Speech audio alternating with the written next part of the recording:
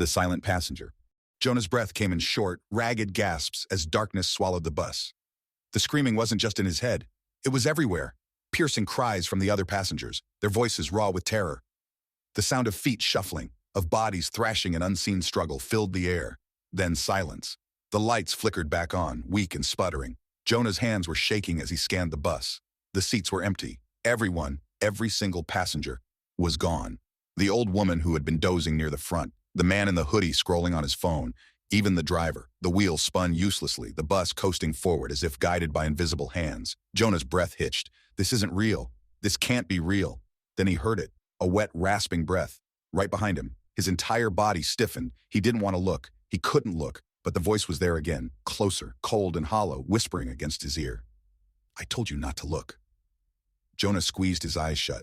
He felt a sharp pressure on his shoulder, fingers, too long, too thin, pressing into his skin. Slowly, unwillingly, his head was turning. The pressure forced him, twisting his neck in jerky, unnatural movements. Then he saw it. The man in black was no longer a man. His hat had fallen away, revealing a face that was not a face at all. Just a gaping, shifting void, pulsing with something that slithered beneath the surface. The shadows of countless hands stretched out from the darkness within it, grasping, reaching. Jonah tried to scream, but the sound never left his throat. The void widened. Jonah fell forward, weightless. The world turned inside out. And then, suddenly, he was back in his seat. The bus was full again. The old woman sat near the front, dozing lightly. The man in the hoodie scrolled through his phone. The driver kept his eyes ahead, navigating the dark streets. Had it been a dream? A hallucination? Jonah swallowed hard, his entire body trembling.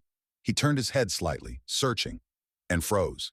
The man in the tattered black coat was still there, seated directly behind him, hat low, hands resting on his lap.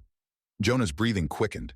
He turned toward the window, desperate for something normal, some proof that the world outside was still the same. But his reflection, his own reflection, was gone.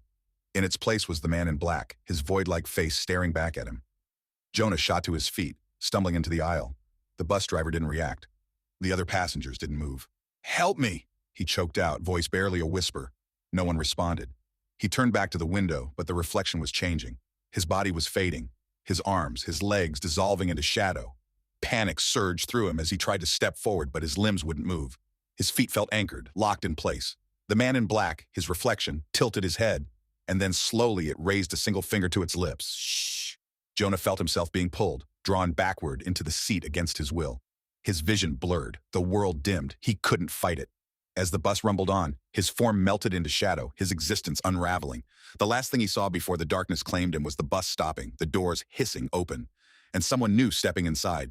Jonah was gone, but his seat was waiting.